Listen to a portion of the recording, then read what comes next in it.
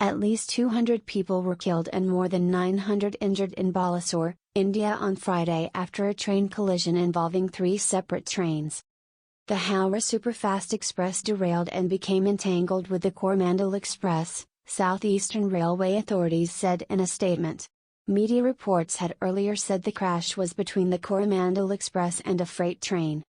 All possible assistance is being provided to those affected, Prime Minister Narendra Modi said in a tweet where he expressed his sympathies for the victims of the tragedy.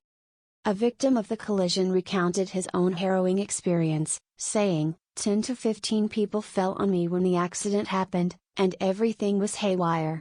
I was at the bottom of the pile, he said. He injured both his hand and neck.